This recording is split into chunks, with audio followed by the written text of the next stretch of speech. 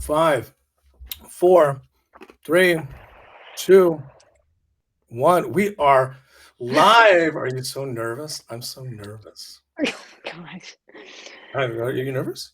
a little bit. Yeah, good. See, good. Am I? The first time I went on TikTok live, I was like paranoid. I didn't even show my face either. That's the thing. It was pointed at my video game. It wasn't even me, and I was like That's scared. that's right. It took you a long time. Well, guys, thanks for joining. We are live. We are live on X, and we are live on Rumble. I am Coach Goat on TikTok. We talk sports on TikTok. Jason J. Daniels Show. I have a special guest today. We are live. It's crazy. We're on the internet live right now. Special guest. Desiree is my special guest. She is the Chiefs fan.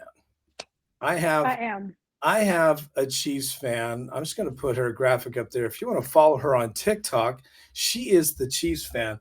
Now, while I check our audio on X, tell everybody about me, you, TikTok, the people. Talk about the TikTok page. It's almost 8,000 followers.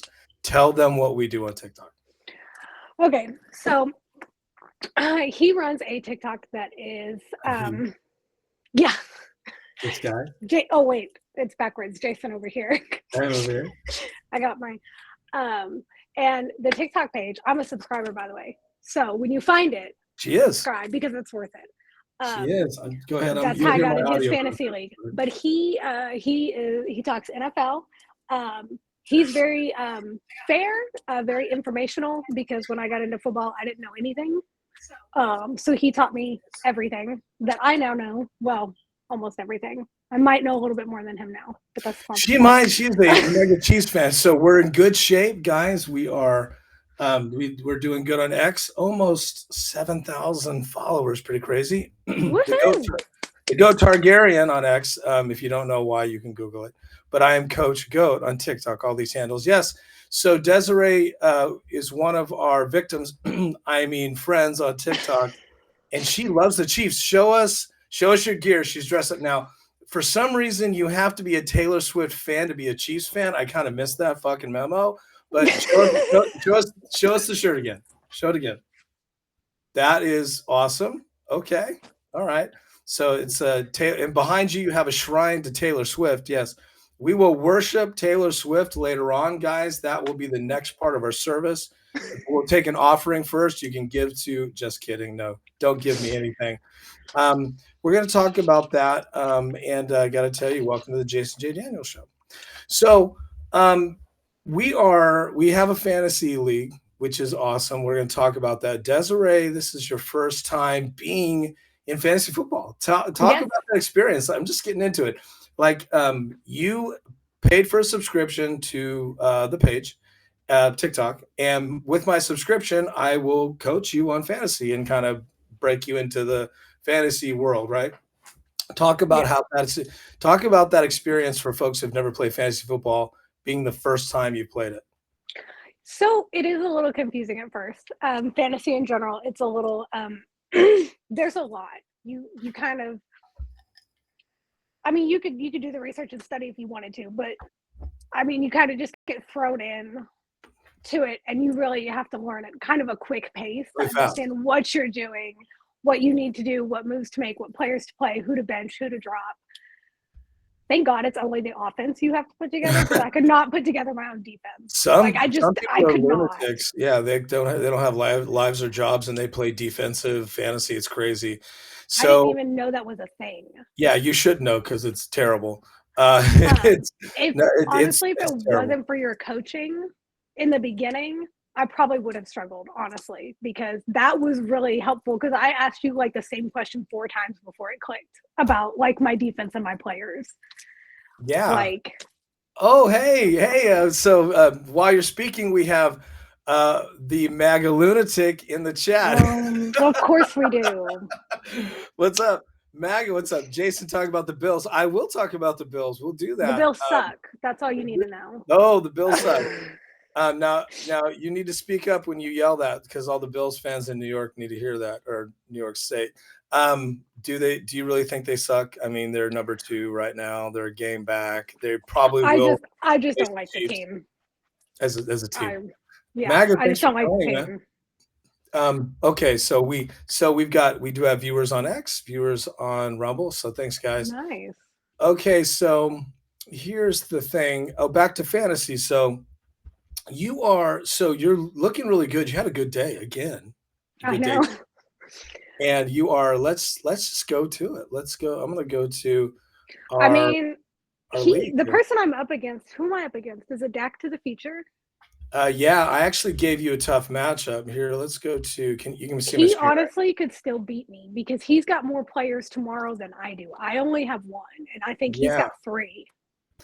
Yeah. Oh, I didn't hit the So presentation. Sorry, but here we go. Now he's not out of it yet. I could very much still lose there's the the game presentation. this week. I just really need not to.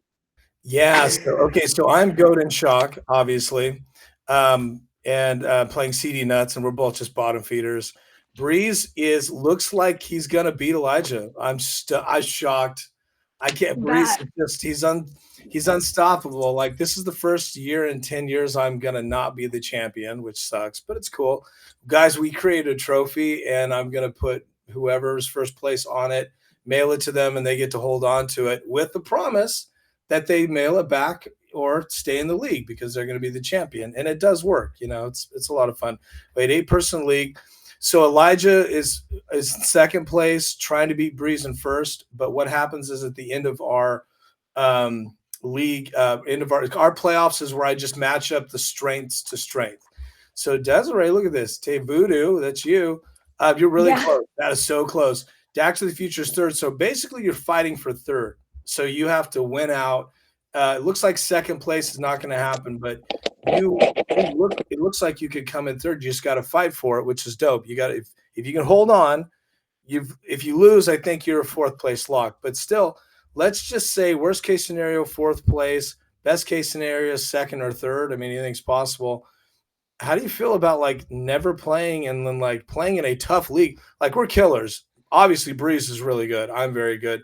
How do you feel about, like, for the first time? Because I want people who have really thought about playing and not ever really dipped their toe in. I want you to tell them, how do you feel about, like, your progress, like, not knowing anything, and then boom, you're in contention. Like, you beat me like twice head to head. No, I think you're wrong. Twice. I think did you hit your head before you came along?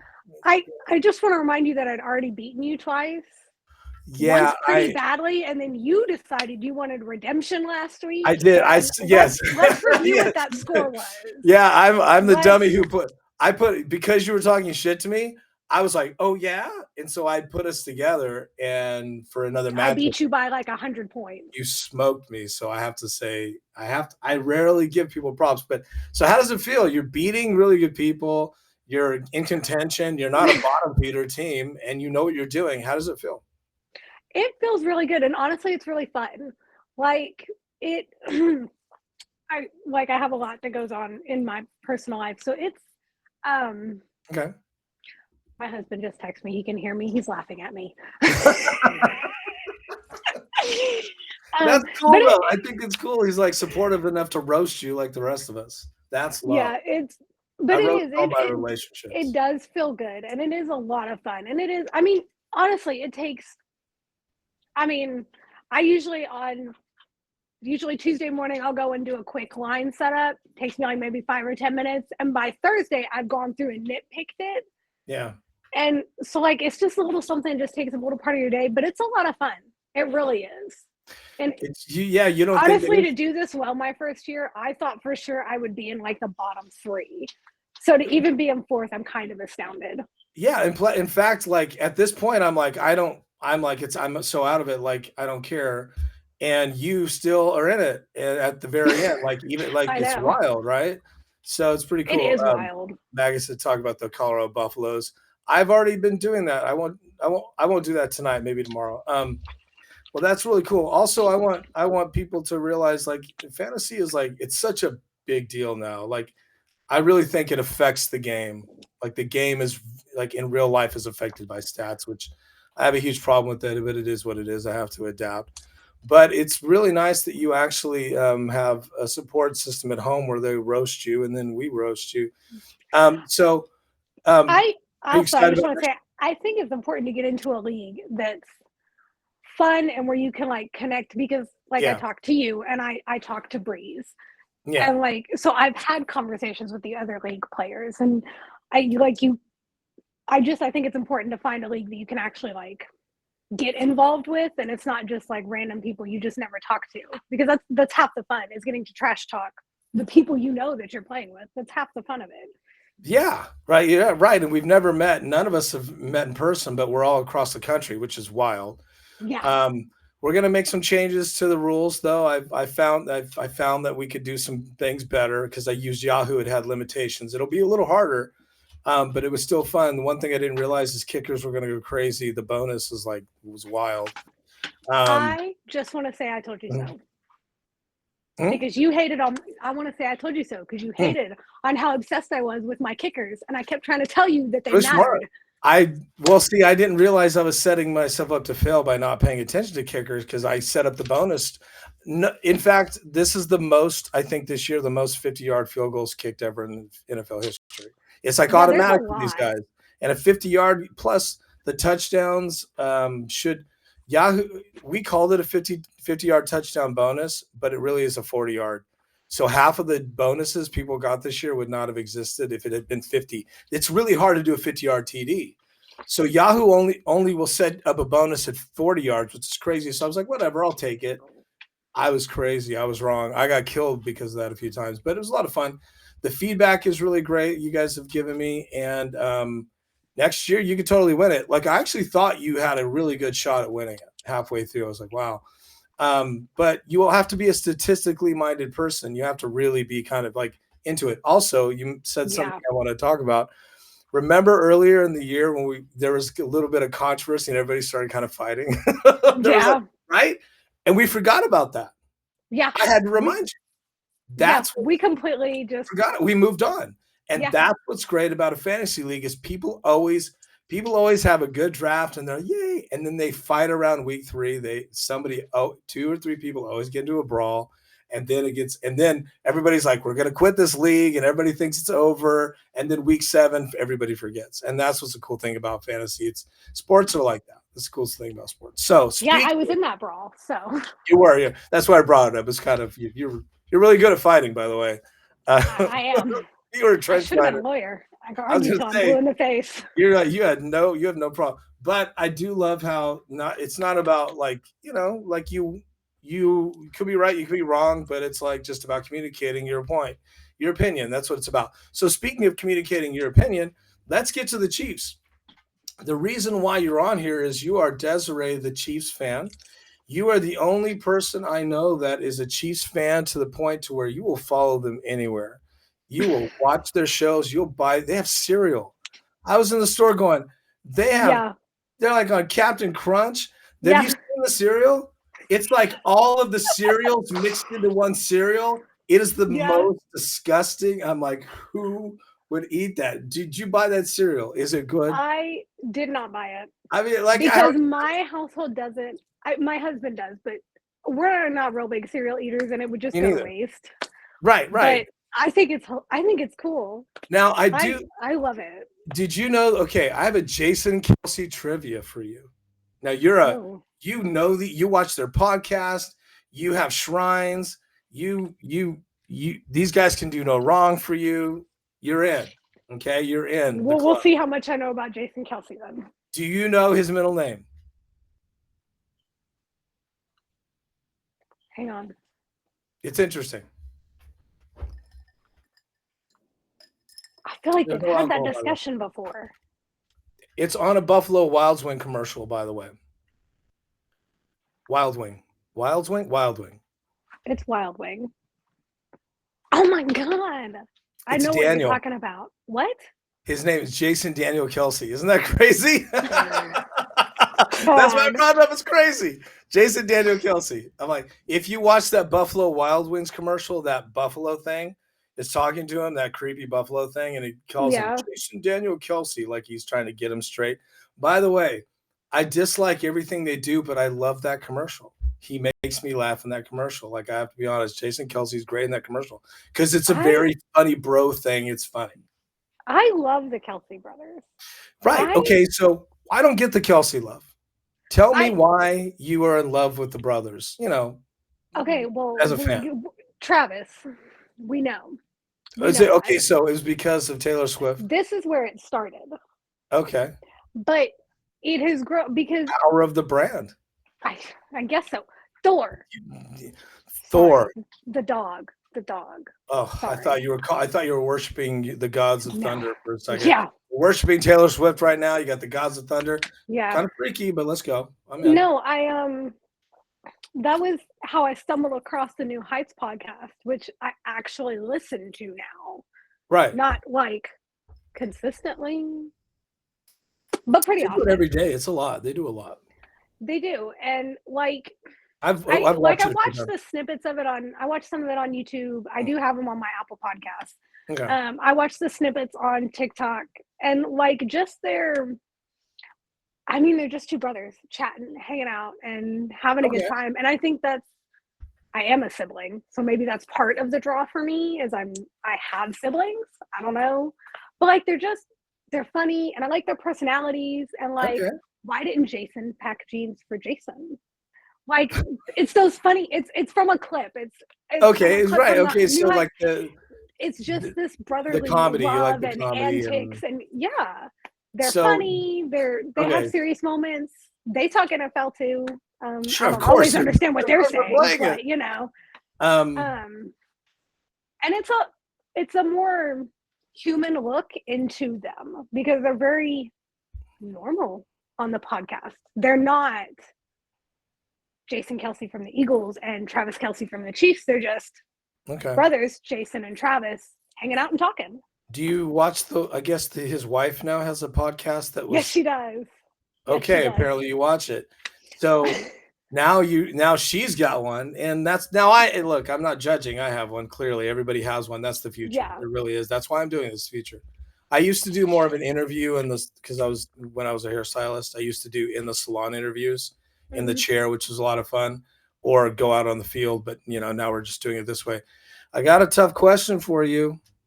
Okay, these guys have anger problems, and I think they're bad behavior guys. I don't think they're good role models. How do you feel about that? What? Yeah. How? I can give you all the examples if you want. I can break it down. Okay, because I feel like I know where this is going. And all I'm going to say is with me, you never know. Jason Kelce was justified in what he did. Oh, I don't think he should have had to issue an apology. Okay, we can get into the broken phone thing, but it's like this is a general. It's not just him. Travis is worse. I think Travis is worse, actually. Jason's just more emotional. On the field, yeah, Travis can get a little okay, well, did you aggressive and a little bit of a bully? I've heard him mic'd up a couple of times. He's not always the nicest on the field, and I'll give him that. That's a strong word. I didn't even call him bullies. You did. Interesting. Okay. I said he could be. He's gotten a little mean. Wait. Oh, he could be. All right. You work for MSNBC now. We backtrack. CNN. That's not a real prisoner. I've heard him mic'd up. He does get a little aggressive. Well, how a little aggressive? He almost ate Andy Reid's face, like he was drinking bath salts or something. Okay, what about that? I mean, that was like completely inappropriate, obviously, to eat his face. Like, how did you feel about that? When it went down in the moment, because you were wanting them to win that ring, because we were all watching it. When it went down in the moment, everybody reacted. How did you feel about it? We all have those moments. I don't agree with that. Go back to that moment. Can you remember? I don't agree with what he did. No. Were you like, oh my God, why did you do that? I was like, you should probably get yourself under control and maybe rein that in a little bit. Because they were losing at that point. Yes, they were. They were losing. So like, I wasn't okay with that, but like, everybody gets mad, everybody overreacts, and that was definitely overreaction on his part for sure. His overreaction. That's exactly what that was. Look, his overreaction at his workplace would fire any of us. Oh yeah, for sure. You couldn't get away with that at your job. An NFL star. Right. I'll admit to that. Yeah, they have. Okay. So what about? Did you know the story? What happened after that? In the locker room. No, I didn't hear about that. There was a bunch of guys that after they won. Now, if they had lost, this stories would not have come out, because it would have made him look dumb. But I guess he went into the locker room, started screaming, and everybody started breaking stuff, throwing chairs, breaking stuff. We're not trying hard enough. I want to win. I never saw that story.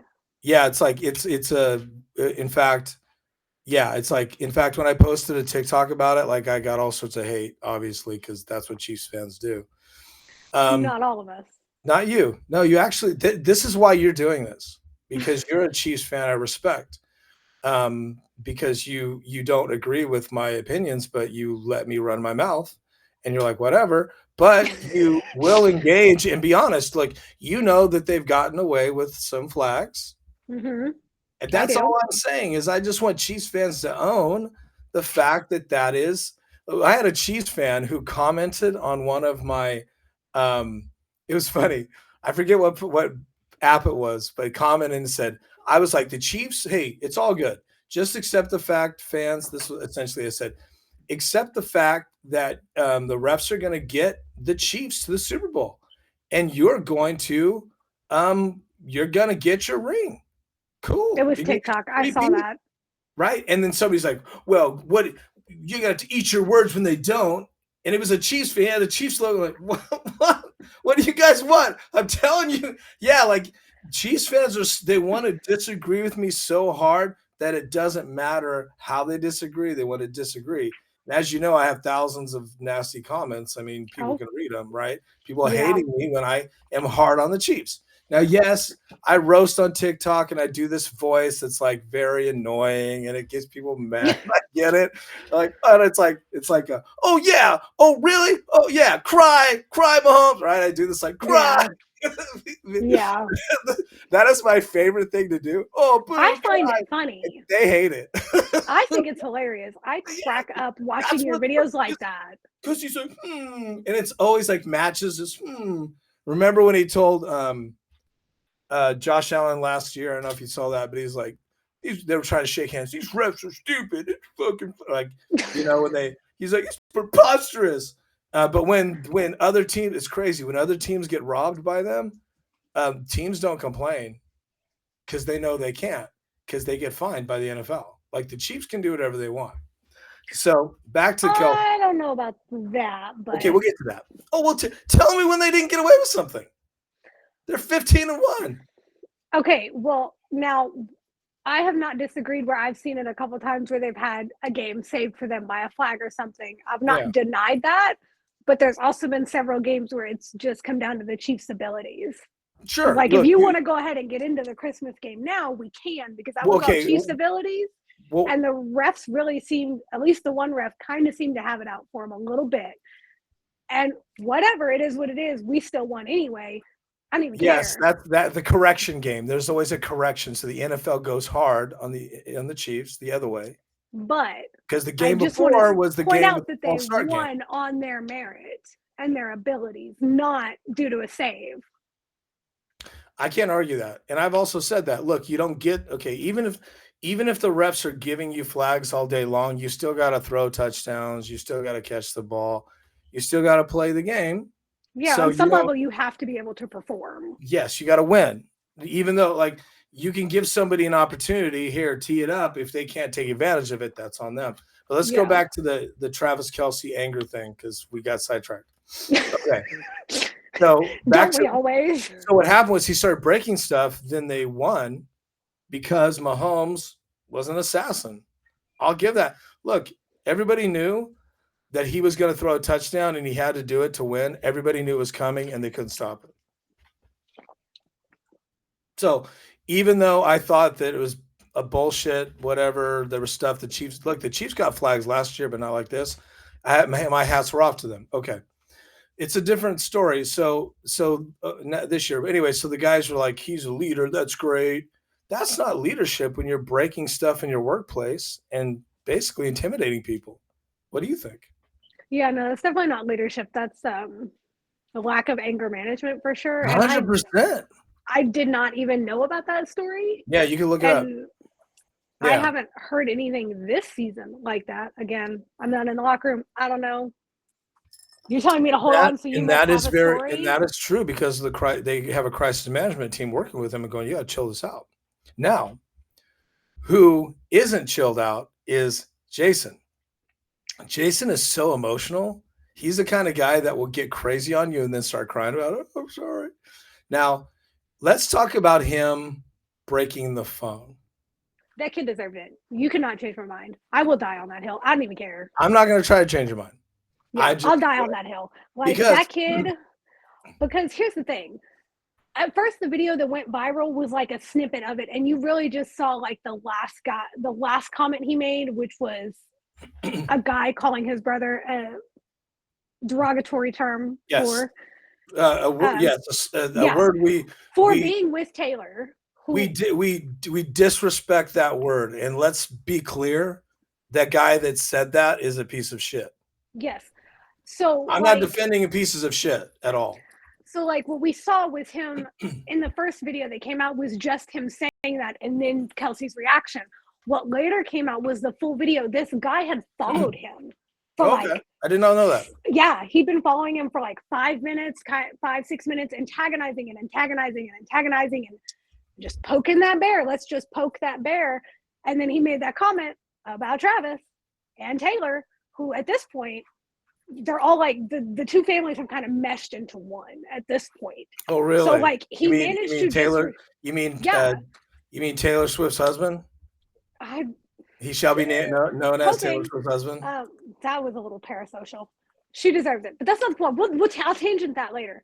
But like, because that comment was not only disrespecting his brother, who he's obviously very close with, but it's disrespecting. Sure. Look, the woman in his life. Look, my brother and I would do the same thing for each other. I'm not even like challenging that at all.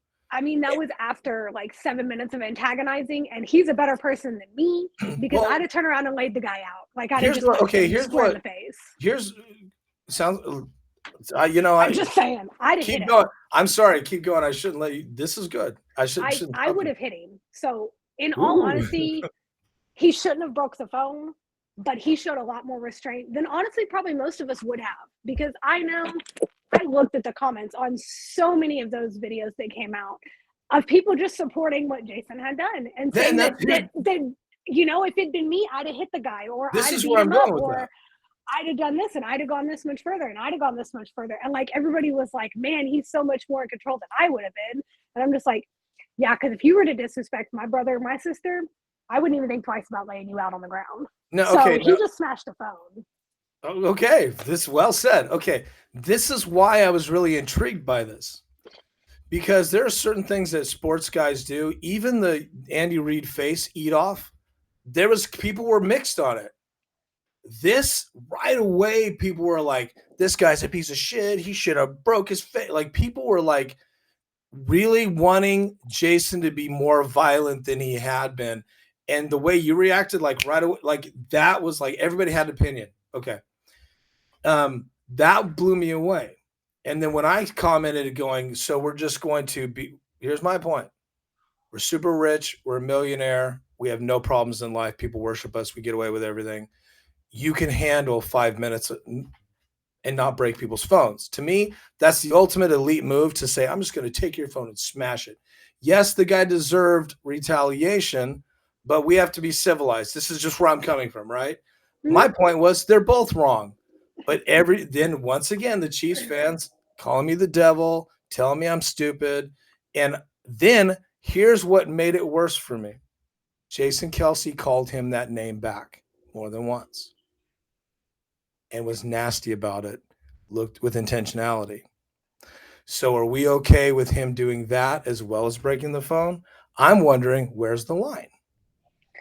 I mean, he crossed the line the moment he broke the phone. And I'm not saying that he didn't. I'm just saying that I can understand why he crossed that line. Yeah, I can too. I mean, he tried to do the grown-up thing. He tried to be the bigger man. He tried to walk away, and this guy wouldn't leave him alone and wouldn't leave him alone. He was harassing him. He did try to walk away. But have you been to a college football game? No. They're all lunatics. They're lunatics. I know. He was walking through that crowd. He knows he's a target. Now, yes, he was definitely sensitive. I was like really interested. I'm sure that guy could have said a number of things and Jason would have been like, whatever, I'm rich, fuck you. Right? But then that triggered him. I So think it's the fast. older brother in him because Maybe. he is the older of the two, and Yeah, they maybe. made an insult and a comment about his younger brother. And I don't want And anyone to take me like I'm defending the we're making it clear that guy got what he deserved. But here's what else that guy got paid. yeah, Why did it go away? They paid him off. well, the NFL did, yeah, and then they made Jason issue an apology, which Okay, I'm glad you brought I that get up. How why do you they feel did about it. that? I don't feel like he should have had to. Okay, Honest to you God. and everybody else, and even guys Well, on so, and a lot of sports guys were like, and you know what's interesting to me is like that was the line that everybody in sports was like, oh, don't call him that. That was weird to me. That was the line where everybody wanted violence. It was just weird to me how that was like the trigger. well, let me rephrase. When honestly, the apology that he issued wasn't really an apology. It's kind of exactly what I expected. Yes, take responsibility for your actions, and admit you may have crossed a line, but I would have never said I'm sorry. I mean, I thought it was I I thought wouldn't it have was done a that. real like apology because he was afraid he's gonna get sued like motherfucker. Like he thought it I through. That was bad look. I don't Plus, know. why didn't I can okay? see both sides of it, I guess. Why didn't he get canceled for that? Is my question. Like anybody else would have I been canceled for that, I have right? a couple series. Okay. Do you agree that that's a cancelable thing? Yes Possibly. and no. It is Okay. possible. Yeah, yeah. That's The big it has thing the comes potential. in. Like it has the potential to be canceled, right? It definitely does. Okay. And I think a big So factor in that was the fact that one, he's an NFL star for the Eagles, former. Two, like his fame, he's very yeah, famous. Okay. he's Travis Kelce's older brother. Okay. This is gonna sound crazy. No, I'm Just open let because me. I don't get the Kelsey love. This Who goes back to the original who is question. Travis People love him dating? so much they'll let him get away with anything. Yeah, but you got to also think about now who. Hold on. Sorry. And take a break. All right. So while she's taking a break to talk to her agent and her lawyer on where she should go with this conversation, we're gonna worship Taylor Swift in the background. Yeah. So for you guys watching, I don't get it. Like I don't get that was not like it just was. It blew me away at how fast everybody moved past that when other people would have been canceled for it. I swear, I other people would have been canceled for it. For example, Kanye West. He's not a sports guy, but he did the same thing where he went up to a woman in her car, reached into her car, grabbed her phone, and broke it on the. I guess they were on the just on a road where they were stopped in traffic, and they said they were going to give him charges, and they investigated him. So it's interesting to me. I just don't know why he was able to get away with that and not be at least called on the carpet by all of these groups that would have been offended by that. There's a ton of activist groups out there that'll create chaos on your life if you're a public figure and you cross that line by using that slur. We all know what it was. You can look it up. I'm not going there. I'm not even gonna. You should know the story. If you don't, look it up. But he got away with it, and he, with intentionality, said it more than once in this guy's face as an insult to him. If you haven't watched the video, it's probably too tough to find, and I won't find it right now. But you can. I'll try to find the video and post it on the Jason J. Daniel companion page. We do have a companion page which is on Facebook. So if you haven't checked that out, if you go to Jason J. Daniel on Facebook, I have a personal Facebook page which I don't take friends on that because I just don't use it. It's not worth it. But you can go to the Jason J. Daniels show. I don't have it pulled up or I'd show it to you. And you can be a part of that, right? And so all the shows, if you miss them live, they'll be posted there. Also, we're going to have some folks that'll be moderators and that you guys can talk about the shows and put your opinion on there if you missed it live. Then also you can follow the Jason J. Daniel Companion, which has both of those pages have over 1,000 followers, so combined almost 2,500 followers. The Companion is a page that we post all the things that we talk about in reference there. So that video will be posted there. Stuff about possibly any articles we bring up. Oh, the NFL article of the The fantasy football stuff might be there. Anything we talk about with the Chiefs, anything we talk about on any show will be there. So, yeah. So back, Will, if we're joined again by our Chiefs fan, we'll bring her back on. But this is really good conversation. That's really. I'm back. Sorry Oh, about there that. she is. Do you hear her? Do you hear? She's back. No, it's all good. I was just telling everybody about I was taking a commercial break. We worshiped Taylor Swift a little bit. And then we were talking about the Jason J. Daniel companion page. I'm going to post the video that we're talking about, or find a link. I'll post it to that page because it's everywhere on the internet. You can Google it. But anyway, I guess not to make a big deal about it, but I haven't had a chance to talk to anybody about it because it really like made me go, why was like, there are so many groups just sitting around with their phone ready to cancel people and start a riot. Yeah. And I was like, if there's anything that was like a clear like dog whistle to these groups, it was that. So you were going on saying that it's because of Taylor Swift as well? Is that where you were going? Kind of, yes and no. Like Jason has his own fans. They have their own followers, like their podcast followers. Those are called the 92%ers. Why? Like they have their you know what? I don't know because I haven't watched far enough back to see how that. I was wondering, does it have to do with like people that like they call the 1%ers like the richest of the world, 92%ers not? Maybe it's maybe is that? I don't know. Jason Kelsey's number around that one. Is that? I should know that. Is his number 92? Probably not. He's offensive line. No, it's 60 something.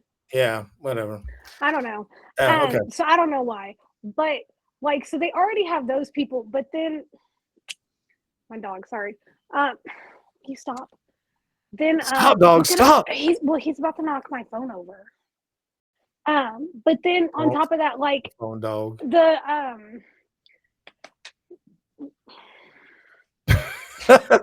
guys, we have our first dog appearance. The first dog to ever be on the Jason J. Daniel show. Other Swifties, like me included, as he's come to be like the way he talks about Taylor, the way he interacts with her, and like all these things, the Swifties themselves have also come to love Jason. So like when that happened, not only did he have 92%ers behind him, he had Swifties behind him as well. And I don't know if you know what we're like, but we will rally like nobody's business. Oh yeah, no, look, they've tried to pull my stuff off of TikTok. So I figured out how they were doing it. That could have been how you found me. You were probably trying to pull my stuff on TikTok because I was killing Taylor Swift too. Well, no, it was more like I was killing Kelsey for his haircut. What do you think of that haircut? I found you last year, back in September of last year. I was just looking for like a TikTok, like a football live that would like actually talk to me because I was trying to learn, and you were the only one that wasn't like, oh, get out of here. Oh wow, no, yeah, it was fun to have you on. So yeah, that's how I thought you were, just like a stroke of luck. That's cool. So like, and then I just kind of stuck around. So, yeah, no, it totally worked out. It's funny how like where things end up, right? Yeah, like the TikTok live was like I think the night that turned everything around is it was last year around this time we did like a 5-hour live. It was crazy. I was getting super drunk, taking shots, and we were doing challenges for me. And I was up all night. It was like the day after Christmas or something crazy because I was home and I don't have family. I don't live with family. I'm single, so I go where family is. And I was just up drinking Jack, and I was getting wasted. And people were just like, I forget what I was saying, but I picked up like 100. It was crazy, 100 followers or something. But anyway, but that was a lot of fun. Okay, well that I guess that answers. I guess they're just there. It's just one of those things that people were just open-minded to move past it. I think he just had so many people on his side that canceling him just wouldn't have it wouldn't have succeeded. People would have tried, but the problem is that anybody who did try would have two entire fandoms come after them, and it just would not have worked out. And I think his fame and his popularity and the people he is related to and associated around, I think all of that is what played a part in that, because he definitely had the potential to be canceled for it. People do get canceled for it. Not even as bad as that all the time. And I want to make it clear, I'm not about canceling people at all. I mean, I do think, let me reframe maybe yourself, that. But you kind of I should cancel me. don't you? I cancel myself all the time with these stupid like TikTok bans me, fucking YouTube. If this was on TikTok live, this live would have It would not even be, yeah. Criticizing China. I get it. Well, I guess what I'm trying to say is, yes, there are certain things that you can't be canceled. Yes, there are times. Yes. Yeah. I just think that it's nice that we're moving past automatically cancel. So I'm not even saying it's a bad thing that he survived the cancel. And I do think that he has a good PR team because they did everything right to get out of that jam. Yeah, I would have done the same thing. And also the social media went, but here's another thing about social media. Have you seen the Blake, not to get off the subject, do you see the Blake Lively, Justin Baldoni lawsuit? It's crazy. Yes. Okay. Do you want to know something funny? Because you're talking about her and the guy that produced the movie that she. Yeah. Like she filed a sexual harassment lawsuit against him. It's crazy. Time for an Invisible String, which you don't understand. That's a Taylor Swift song. It's a reference. I must take you for a ride. Get ready. Okay.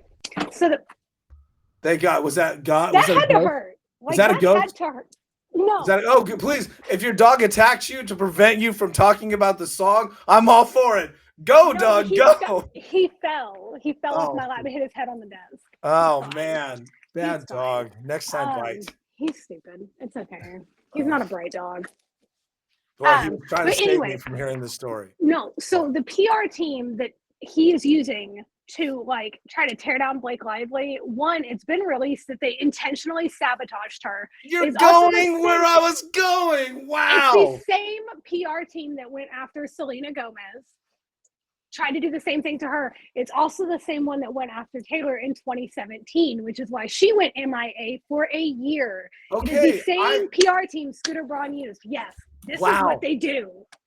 This is what they get hired for. Right. So what I was going to say, but do you know, though, that they do the opposite? Man, it's crazy how you totally knew what I was going. Guys, we did not plan that. This is awesome.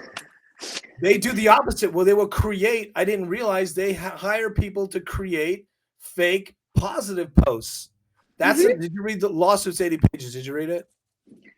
I read part of it. I could not get through all of it. It's a lot. I'm going to actually do a show on it this week. So if you want to join me, I think it'll be a lot of fun. Okay. In the future, we'll talk. But I'm going to break the lawsuit down because I have. Cool. I know I'm in the business. So it's interesting for me because when I'm reading it, I read it with I know more of why, right? I know. I have 6 degrees of separation to one of the actors. It's crazy. It's wow. It's just it's I know people in the business in LA, and it's everybody knows somebody that leads you to a big star, right? Everybody's working right. It's crazy. Anyway, so where I was going with this, I kind of feel like that's what they did for him. I think because the all of the social media that was supporting a cancelable thing made no sense to me as fast as it happened, right? Yeah. So you may not agree, but I just kind of feel like a lot of that was driven also maybe by a PR team. Yeah. Because it happened very fast. They were trying to control the story. Videos got out. Anyway, but I knew they did it, but I didn't realize until I read the Blake Lively lawsuit at what lengths they go. Drake used the same company, the Selena Gomez thing, like you said. I didn't know there was a group that tried. People forget Taylor Swift got canceled for a while. Right? Yeah. People forgot. There was all sorts of stories. She was doing interviews, trying to get out of the hole. And then boom. That's why she went into hiding for a year. She became because of all the bad rap with the boyfriends or whatever and some other stuff. And then she's and all the drama with Scooter Braun and her. Yeah, right. But I thought that was super brilliant. But now obviously, my daughter's a huge Swiftie, so I'm in the fan. I guess that puts me in the family. But she basically has a shrine like you do. But mine extends to my bed though. So yeah, and she probably doesn't have that, but the Scooter Braun thing I thought was brilliant. How she decided to re-record her stuff, right? Because of that choice she made, your handle, Taylor's version, right? It became that whoever came up with that. If it was her or somebody else, it was brilliant. Okay. Yeah. Anyway, so okay, let's move on to something else. Chief. Now I know you don't have a lot of time. We've been doing this 45 minutes, so you can. Oh, we're fine. Cool. All right, we can go a little longer. This is a lot of fun. Mm-hmm. I did plan on this being the main conversation because I want to talk about the Chiefs and let's talk about the playoffs. And I'm I did invite somebody else. Let me see if they wanted to join. That's a sports person. See if they hit me back. No. Okay, it's all you and me. This is so much fun. By the way, thank you. I just want to stop and This say is thank fun. you. Yeah, good. I'm glad, and I want to tell people that this is not easy stuff to do, to get on and have your opinions, and like this will be watched by, well, right now my largest show has been more than 4,000 views. My lowest, like, it's in the low hundreds. This will be watched by potentially 1,000 people, so it's not an easy thing to do. So I really appreciate that. Thank you, Desiree. It's a lot of fun. Plus, you know what you're talking It about. is. You really know what you're And talking about. So, thank you for having me. yeah, it's great. This Except is you're kind of brainwashed by the Chiefs, but that's okay. We'll move I just past want to that. remind you that the Chiefs are not the only NFL team that I like. I want to remind you that I have other teams that I am interested in and I pay attention to. Just to throw that Okay, out there. give me another team that you like. Arizona Cardinals, Jet. New York Jets. Oh, Jets. Okay. All right. Okay. Yeah, but you're not wearing the girlfriends of the Jets on you right now. You don't have a Okay, well, shrine. Taylor was here first. So, That's true. like, So is that okay? Chicken or the egg? Did that bring you into football, or were you yes. kind of into football Well, and it was like the magic thing for you? yes and no, because it was Taylor and Travis that's how I got into NFL, but I was already trying to like start to understand football because my youngest last year decided he was going to start playing football. Oh, that's And I right. wanted to have knowledge and know and understand the game so I could accurately like support my kid and Yeah, know you know what was what? going on in his He's games. really good. He's really I good. know. My I little, he's don't. our future NFL star. One of these days we're going to be on I here love talking that. about him. See, I love that. See, and a mom that gets the game gets how it works, right? I think that's Yeah. so cool. So it was, Um, they both kind of collided at one time and it kind of dragged me yeah, into that the makes sense. NFL world and stuff. So Sports for kids, especially football. I mean, it's a little risky. Sure, some parents are not down with the risk, but it's a really great thing. Like my son played, and he's just awesome. And I think a lot of it had to do with him, like playing through junior high and then high school, and just really working hard and learning the discipline. So yeah. I have, by the way, since we're talking football, let's get beyond the gossip. Let's get to the actual playoff race. What do you see at the top that just obviously I'm going to point out? What do you see? Well, I don't know if you know this and I don't know how to fix my screen, but that's just a tiny little box on my phone. Oh, okay, you can't see And it. I can, but not really well. Okay, cool. Number one is Chiefs. I'm being slain. That's all you needed that good, great work. That's all you needed to see. You just need to say, Chiefs are one. Mm-hmm. Remember way back, what, week 4 or 5, and I said the fix is in. What did I say? They're gonna have the number 1 seed and they're gonna be in the Super Bowl. That's Yeah. my prediction is still strong. It's even stronger. 15-1. Vikings at number 1 on the other side, kind of a shock to me, but Eagles are, it is what it is. Eagles want a better matchup anyway. So back to the Chiefs. The Bills are the only team that gave them that loss. And that was a pretty good beatdown in the sense they jumped on them early. Do you think, well, first of all, I think that the Chiefs are going to beat everybody and they'll be in the Super Bowl. They're going to win in the Super Bowl, and it's the three-peat. Everybody's going to make their money, and it's history, and the NFL is going to rig it. You want that. You want them to win, but you don't want it to be rigged, or you don't want that to be tainted. Or do you not care? Like, I'm just trying. What is in I your? definitely You care. just want to win really bad. Do you want a three-peat? I care. I would rather them play really well and lose with no fixes than see them play a crappy game and win because the NFL rigged the game for them. Like, it really does kind of ruin it for you. Now, yeah. And Okay. I don't think I'm the only fan that feels that way. I can't truly say that. I know like one other Chiefs fan, and she thinks the way I think. But I can't say that for the majority of them, but I would hope that there's enough of us that also feel that way. Like it taints the entire game. You're not at that point, you're not really watching an actual football game. It's like it's kind of like a simulated thing. Does that make sense? You get what I'm saying? Like it's not a legitimate takes competition. The reality out of it. It's like WWE. You know that the champion's probably going to get the belt. It's pretty entertaining, and you know that there's going to be a chair that slides out from under the ring. It's going to come right. You get that right. It's pretty. The dog moving your camera. Yeah. It's always the dog or the ghost. I had it on the charger, and he got tangled in my charger. I just unplugged it. So now, okay, but you want them to win, right? You want a Super Bowl.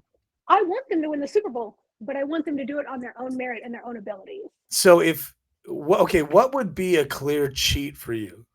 Like here's another question that I think if we go back and look at like weeks 3 and 4 games, I think we can all agree on what those are. Okay, because when it comes to a decision on a flag, everyone's going to see it differently. Yes. Now, some of my TikToks, when I point out, okay, that's pass interference, holding it, 1 million views, 1,000,005, whatever. There's still people on there saying I'm crazy and I don't know football, and they want to quote me rules and all these things. Pass interference in the rule book does say it is subject to the referees, which is preposterous. It should never, like, that's essentially a blank check, which they knew what they were doing. So people can argue that. But when they had the false stop flag against the Raiders, when you get a false start, it's over for the offensive. The play stops. But then a fumble happened, and because that was advantageous, they let it. Okay, that is a clear violation. Yeah. I think, was it last week or the week before, the ball boy ran out and got the referee's attention, and he called a timeout for Andy Reid. That's wild. That couldn't have been the Christmas game. It had to be the game before that because I didn't get to watch that one. There was another game where Mahomes stopped and asked for a measurement without calling a timeout, and they gave it a measurement. I remember that. Okay, yeah. So there are things that they are doing. Those are called Mahomes rules. Have you ever heard of the Michael Jordan? No, Michael Jordan was notorious for being friends with the refs and getting all sorts of calls. Okay. Yeah. I'm a huge Jordan fan, like radical. Okay. So, but I admit, okay, yeah, and even his last, when he was a Bull, his last shot to win the last championship, a lot of people say it was a foul, and right? Okay. So there's always going to be that when you're dominant. So Jordan had something called the Jordan rules, where Jordan got away with a lot of stuff. Mahomes has Mahomes rules, but people are trying to deny that's real. That stuff that they do for him absolutely is cheating. So what if, let's not talk pass interference, because let's say you get into the Super Bowl and they do that they stop let's say they do something like the false start. It's a clear violation of the rules. The Chiefs win. They get the turnover, which is what put the Raiders out. And it's clearly a cheat. Would you be cool and excited to celebrate a three-peat? Because I know Mahomes won't give a fuck. Yeah, no, he won't. I don't know. I think it would be kind of like a double-edged sword because, like, we did it. We did win. We do have the three-peat. So woohoo, go us. But, like, you didn't do it with your own abilities. So I can't honestly say how I would react. I think in the moment when they called it and we won the game, I might have that initial high of, like, excitement from winning. Sure. And then I'd be like, darn it. Didn't really win, though. Okay. Because at the end of the game, obviously, there's always, even the games that I've watched that were clearly fixed. Like, when it first ended, I was hyped. I was happy. I was excited. And then I'm, like, watching replays, and I'm like, yeah, like, right? Yeah, no. Probably shouldn't have. What's really interesting is the entire internet, every time they're known as, like, have you seen those AI memes where the refs are like kissing Mahomes or they're wearing Mahomes jerseys. It's Yeah. crazy. Like it's such a common thing that I'm expecting in the Super Bowl that it to be a civil war online between people that hate the Chiefs and Chiefs fans, because Chiefs fans are going to have to buckle down and defend their team or be honest about the fact that they got there. Like statistically, and this might not be something that may mean anything to you or other fans, but there's never been a team in history that's won this many games that has the stats that are just a joke. They're in the second half statistically of the league. So you look at that and you go, that's not possible. It's statistically what they've done is improbable. And it does. I'm not saying it's like phenomenal. It's improbable with all the factors that work against you. But I will say this, and you said this earlier, I think before we started, you have to throw touchdowns. You got to play well to get 15 wins, even if the reps are helping you. Yeah. I mean, even with the fixes. So there's that. I can't take that away from them. No, because those fixes all came at the end of the fourth quarter when it was either tied up or they were down by 1 touchdown. And it, like, you know, in order to get to the point that you need their help, you have to be because they were behind at a level. It gave them to get there. So with like, the Bill, it's not like it was 23-0. No, we're talking like, I'm gonna throw out random numbers because off the top of my head, my brain's not working. That's like fine. 17 to 19, and they need to be able to kick. Well, I think that was an actual score. It might have been, or it had to be 23-26, and they needed that turnover to get those points. Like they were all very close games that they had to be saved from. So while yes, the cheat was in, the cheat would have been in it if they hadn't been close to begin with. They got there would have been no point. Now you were saying in the last game was the Pittsburgh game that the refs were against the Chiefs. You were telling me that. A lot of people online were saying that. Oh yeah, well how about this, guys? Well, now the refs are not getting flags, and they still won. This is where I laugh because like when we started pointing out that these refs might be after the Chiefs just a little bit. Everybody else from every other football team, it did not matter if you were a fan of the Steelers or not. If you didn't like the Chiefs, you were all on one team on Christmas Day. That seemed to be how that went. And everybody was like, oh, you're just crying about it. Oh, that's not true. And I'm just like, it is true when I watch them flag Casey for doing something and then the Steelers turn around and literally mimic what they did and there's no flag. That is what that is. Welcome to how everybody feels about playing the Chiefs. I get it. You guys got the medicine. Like, everybody's crying about it when it happens to their team. And I get why they're not crying about it happening to us because like it happens to their team. So I get it, but you can't get mad at us for pointing out where you're pointing out. Yeah, no. Like, it's right. Because the Chiefs fans won't own it. But I get that. Or other fans won't own it. Speaking of crying, we don't have Jason Kelsey, who's really good at crying, but we have his brother up here. You gave me this little graphic from Facebook, and it's obviously it's from the Chiefs. Oh, yeah. It's okay. So 7 consecutive seasons with 90+ receptions. He is the all-time Chiefs reception leader, passing Tony Gonzalez. Mm-hmm. Now, are you aware of who Tony Gonzalez is? Just asking. Okay. He's a little bit. Yeah. He's a much better tight end than Travis Kelsey will ever be. And I'm not being a hater. He's a Hall of Fame guy. They got close to getting in the playoffs, and I think they did a few times with they had Trent Green and some a different quarterback. Because of Tony Gonzalez, he's like he was one of the best tight ends ever. There's a lot of great tight ends. Travis Kelsey will be in the Hall of Fame clearly, but it's interesting to me that he bypassed. To me, I think Tony Gonzalez is one of the greatest. I don't think Kelsey will ever match that, but he's got more rings than Gonzalez. So some people say it's all about the rings. I get that because I'm big on that. My question to you is, why was this important to you? Important enough for you to share it with me? Well, one, it's because you like to crap on Kelsey a lot, which all the time. You like to crap on the Chiefs. Any shot, so yes. Like any chance I have to be like, I just am like the message I sent you about Mahomes, and I was like, I'm just gonna leave this here for you to read later, and then like dipped out of the conversation. I did It's dip fun out. for me I'm to just I'm kind of because banter, I'm not but busy until you start talking about the Chiefs, and I'm so busy. I know. But that's Did okay you because I'm like? gonna Did should drop my things and then I'm gonna just bounce out. You can look it's at it just like later. It's fine. yeah, but you would win the competition of out messaging people. You're really good at messaging people. So So anytime somebody drops a conversation, you're stuck. Where are you at?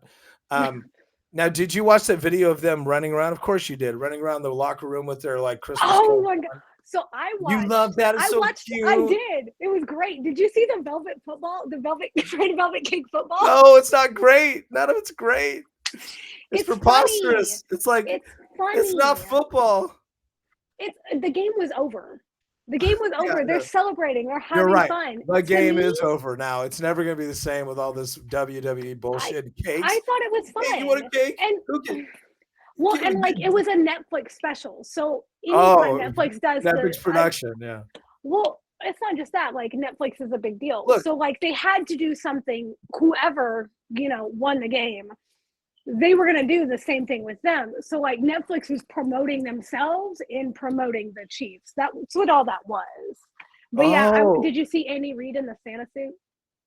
no, because like I just can't stand that. Get That's on the Chiefs Facebook, and if you no. scroll I down, actually, yeah. I would be honest. Like on Christmas, I'm like, I'm not watching this game because I knew Oh, they're I going to did. win, and I they did. watched it. I know you did. I jumped in early because I was traveling and stuff. I have like 5 Christmases, right? Like the movie 4 Christmases. So I'm That's a traveling lot. everywhere. Yeah, and like there's no excuse, but like I'm just like, you know what? I'm not gonna watch Mahomes cry and then win and like, But then that those videos of them went viral. I might have saw the Andy Reid thing. I was just like, I can't watch this. But the cake thing was like, no, not no I thought the football cake thing cake. was funny. It's like, I thought it oh, was hilarious. but look, I'll say this: the NFL, they're bringing in new fans like you that Yeah. are very committed. Like you are. Think about this: you are watching football, you talk football, you're on a football podcast, you have football friends, you play fantasy football. It goes on and Yeah. on. You are completely indoctrinated. You're in, and you are the new hybrid fan, and that's great. It's great. I'm happy you're a fan, right? It's exciting for me because you are you're the one thing about the new fans, I know I'm an old school guy clearly, um, is that I just want them to be educated like Yeah. you are on the game. Yeah, and you've honestly done a really good job of that. Like, Yeah, and that's when my I have mission. questions you don't like, and that was a big reason I like stuck with your page and your lives and everything is because obviously all you have to do is like look at my TikTok and you can see what brought me here. Like it wasn't hard to figure out why I was there. Like it was pretty self-explanatory. But like anytime I joined anybody else's live, they would just, give me a hard time because I'm only there for Taylor and I'm not gonna stick around and I'm a bandwagon fan. And while they were in part true, did it really matter why I was there? It shouldn't No, have. And for you, it didn't. You didn't care. yeah, You were just like, let's talk. Let's talk about it. Ask your questions. And yeah. so, like, that's the way it should be. Well, thank Unfortunately, you, most people are not like that. So yeah, I thank honestly you. Well, and I helped don't me get believe through my son's football games too. I kind of knew what was going on. it. Yeah, I mean, look, it's a great game. I love basketball to play, but like I like watching football the best. I love golf. I love all, as you know, WNBA. I like women's sports. Like I love everything. That I is. am not surprised at all that you like golf. Yeah, I haven't golfed this year because it's been so crazy and the weather's really bad. Today it's been raining crazy, but yeah, like I'm a avid golfer. Like I have golf That videos doesn't and shock stuff. me. It Yeah, really doesn't. yeah, I love golf. That fits. But we get really crazy. Like we're very competitive. Like we take it serious, but then we sometimes get wasted and stuff too. But okay, so back to the education part. I'm okay with Chiefs fans telling me I'm crazy. Just be educated. Tell me I'm stupid, but have a point. And back to the new fans, a lot of people like the Taylor Swift experience was a real litmus test for men watching sports. Mm-hmm. Caitlin Clark was the next litmus test for men, and I think men passed the Caitlin Clark one because they didn't pass the Taylor Swift one. because they disrespected the fact that Taylor Swift is powerful enough to buy a team. They don't understand. And she essentially adopted a team without buying a team. So she did everyone a favor by not doing what would have been more distractionary and actually buying an NFL team. I think she likes football. I think, yes, a lot of people thought it was a manufactured relationship. I kind of did in the beginning. It is what it is. I think that by now they've proved that that's not what it is. Sure, right. Because they're being, at this point, there's no point to do it because no one really talks about it anymore. Right. No, just the Swifties. Just you guys. Right. Yeah. And this bad haircut. See, but and also this is how I know it's real. He started getting bad haircuts. He started playing worse. He's like doesn't look muscular. He's like he looks like a married guy. That's what happens to a strapping single guy gets married. He falls apart. Yeah. They all do. I think that's what's going on. But anyway, so I appreciate your commitment to what we do. So I'll say thank you and following me and stuff. And even transition from TikTok to the podcasting, that'd be hard for people, but it's like, this is just who I am. And we have to like go with what we go with. Okay. So back to the Chiefs. We've been doing this for more than an hour. I'll let you jump off anytime you want.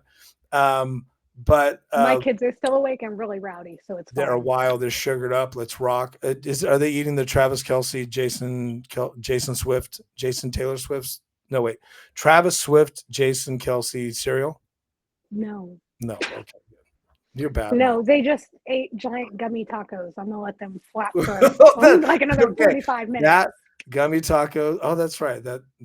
Those are delicious.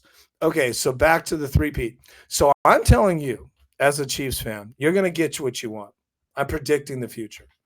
You're going to get a walk in the park. The Chiefs are going to have some exciting. Look, Mahomes broke his helmet last year in the playoffs. They play hard. He went in with his head and cracked his helmet. Never seen that before. They play hard. So you're going to get some good games out of them. This is when they do it. This is when they rev up. You're going to get your three-peat. It may be exciting, but you're going to get it. Are you going to be happy with this season having people for years saying they cheated their way to the Super Bowl? Even if they play a fair game and they win it outright and dominate, which I doubt they'll dominate, but I think they'll win. They'll get help. I do predict they're going to – unfortunately, I predict there's going to be a controversial flag in the Super Bowl, and they're going to win. So are you going to be happy that you're getting what you want? Because I'm telling you, you're going to win it. And people are like mad at me because I'm being honest. So like, well, what else do you want? I can see with like everything that's gone on why you're on that side of that. Okay. But like, you think I'm overstating it? You think the cheat is not as bad as I think it is? I think it's less than what it seems. Okay. Sure. So yeah, I'm not denying any of the fixes by any means. But you don't think it negates what they've done to get there? No, because like you and I have already said, in order to get the fixes in, you have to get to the point that you need it. So, yeah. There was a game where I thought if they'd just been getting like obliterated and their ass kicked on the field, they wouldn't have gotten the fix because there'd have been no point. So to some degree, even with the fixes, they still had to do it on their own merit and their own ability. Yeah. Yeah. I mean, it's interesting. If there's a controversial flag in the Super Bowl, I don't know that I would be very happy about winning that game. Like I've already stated, it would be a very bittersweet double-edged sword. Okay, so after the Super Bowl, we'll be doing a podcast that night. I'd be crazy not to. Yeah, you would. Would you be willing, if there's a flag, to come on and say, Jason, you were right? Yeah. Okay. I'm not. This is on the cloud. It's recorded. Yeah, I've admitted it before with the other games. Like, sure. Yeah, okay. Sure. And then there was one time where I was like, I think you're reading a little too much into that flag, but okay. Yeah, no, but we've had those conversations. You've been hard on me. You fought back. But I've never like the very obvious fixes. I've just been like, okay, you're right. That is what that was, and I'm not going to deny it now. Like, I'm not going to look at I'm not going to watch him do it and then be like, nope, didn't see that. Like, but I do appreciate that you want competition to be fair. I think that's important. Otherwise, it's just not. Yeah, but I didn't I'm finish not my trying to thought watch on. WWE on the football field. That's not what Yeah, I'm there no, for. I mean, but you do love velvet chocolate cake footballs and them running around dressed like Santa Claus. I mean, it was funny. Oh, You say what you want. I thought it was hilarious. so, so I like, loved the I'm giant like, puffy coat. Like I was like, it Jesus was funny. Christ. It was And then they Christmas. They look had to like they have hadn't even played. fun. You know what's weird is they like when back in the day when they played football, you're so broke down and messed up. You're not running around eating cakes and dressing up in outfits. And Yeah, I I was will. I was more stunned at how they were so fresh that they're like, yeah, Mm-hmm. we're gonna run around a cosplay. I was like, it's just a different NFL. And maybe people are listening to this going, you're just a boomer. Maybe it's okay, No, boomer. I can But see that the because game has stayed like alive for 100 years because of the competition. Now I think yeah. it's kind of threatened a little bit. No, I get what you're saying because yeah, like they play obviously play a longer game than like a youth football like my son because he's 9. Game Oh, than it's he like will, a and I car can wreck. tell Getting you. hit, it's like a car wreck. And after a game, he is like he'll come home and he'll crash out and take a nap, or he'll just lay on the Yeah, couch like he's dead for like an that's what the hour kids because game. he's Yeah. exhausted. So no, I can see Well, what you're saying. They were very Mahomes active and gets revved up touched. at the end of a game, and I'm like, Yeah, how are Mahomes you not doesn't more get touched. tired? Yeah, and like quarterbacks never not get hurt. And he's fresh as a daisy because don't touch him, we'll throw a flag. I mean, I think they're clear. That's kind of like Jordan rules. There was a year where Jordan, they decided we're just gonna hit Jordan in the face when he went in for, and they did it and Jordan never got a call. It was like his first or second year in Detroit. And they learned we're just gonna punish him. Well, Jordan fought back. He would punch like Jordan, right? That was the old days. No one called any fouls, right? Well, then it got to where when Jordan started winning championships, they realized this is an expensive injury if they gets hurt. And Jordan did actually get hurt and missed most of one of his seasons. Yeah, I think it was a broken toe because of what was going on. And so things changed because they realized, okay, what if Jordan never comes back? That's on the documentary, tons of documentaries you can watch. That's history.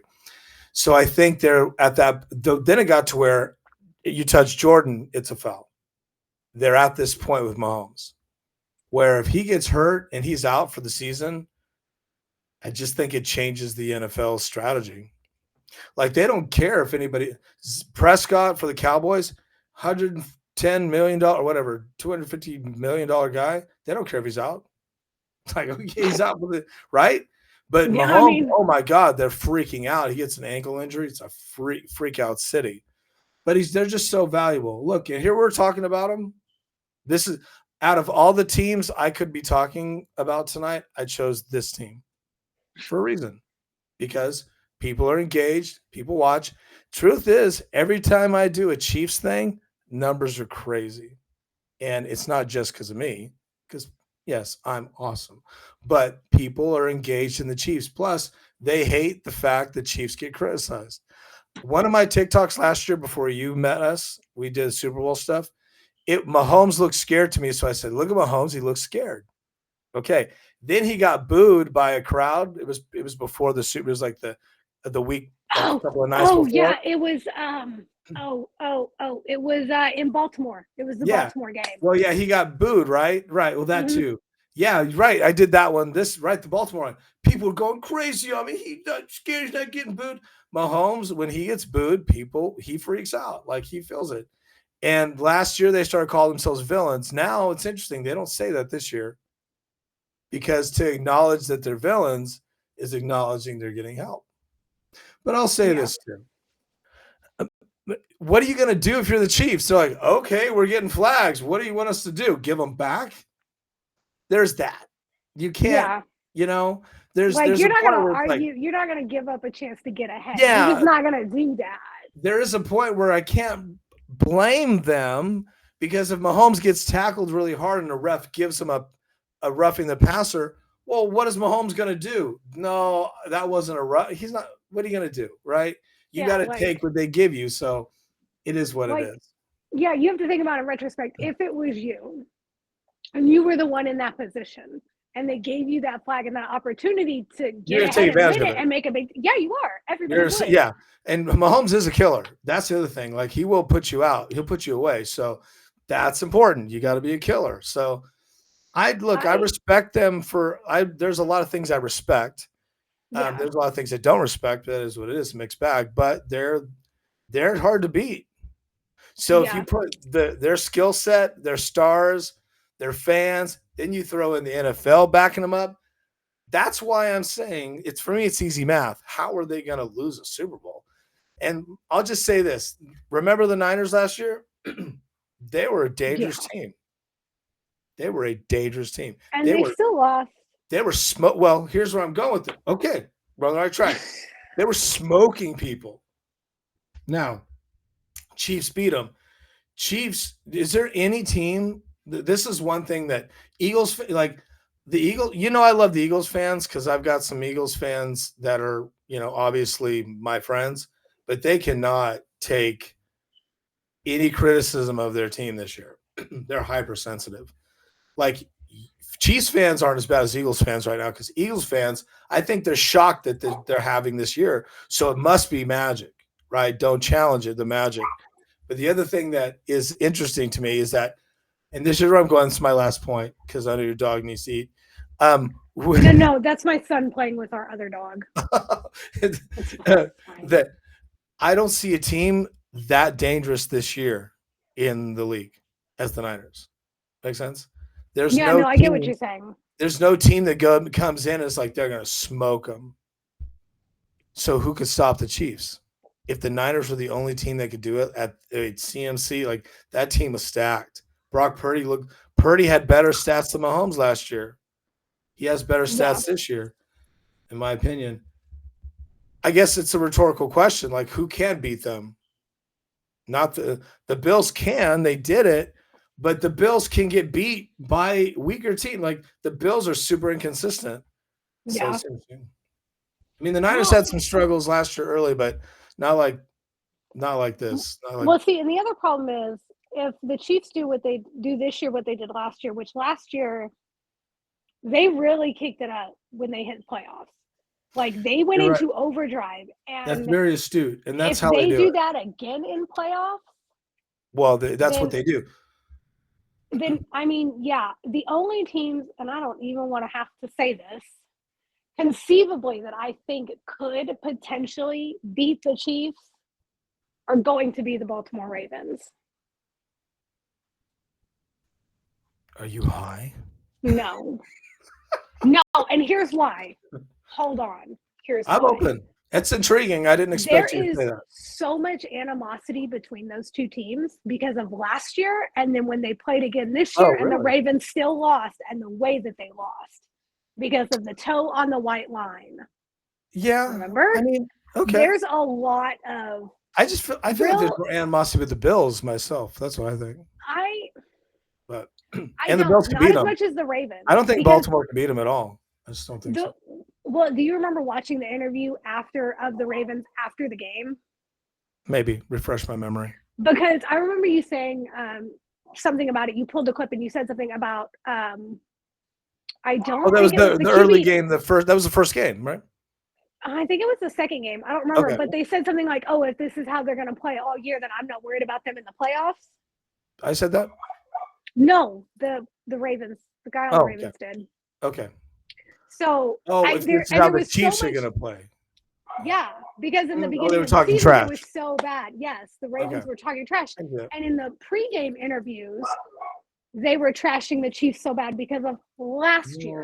Okay, so I really think that animosity will really fuel that fire. It's going to be them or the 49ers. Well, see, I picked the Ravens. It's going to be one of those two. Yeah, because the Chiefs the Chiefs. We have to recall, and I'll let you go because we'll switch gears. But this is good. This is a good point. The Chiefs had a down year last year. They got beat by Denver. They got beat by some really bad teams, but then they turned it around, right? And this year, the NFL is not going to let that happen, though. But they could have happened without the help. Okay. So, did you disappear? No, I'm still listening. I'm just going to shut my dog up. Okay, no worries. Okay, so where I was going with this is that, so when the Chiefs got into the playoffs, and I think they got a home field, right? In the bye, I did not think that they could beat the Ravens. I thought the Ravens would beat the Chiefs. Last year? Yeah, and when Yeah. the Chiefs beat the Ravens, I was really surprised, and the Ravens fell flat against the Chiefs defense. Then that was the whole, okay, defense. The Chiefs have a great defense. Their offense is struggling, right? So this year, I am now seeing the Chiefs like figured out the Ravens. I just don't think I think the Ravens think it's mental. When the Chiefs walk in, I think there's a mental hump you have to jump over. I don't think the Bills have that hump. I don't think the Niners do or did. I don't think the Eagles have it. But it's interesting because first of all, it's gonna be even more cold than it is now. Playing the Chiefs at home is really hard. And last year they said people got sick from it being so cold. It was really dangerous, cold out there.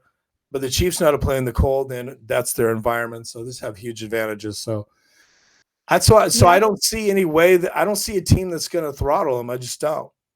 Not like the Niners.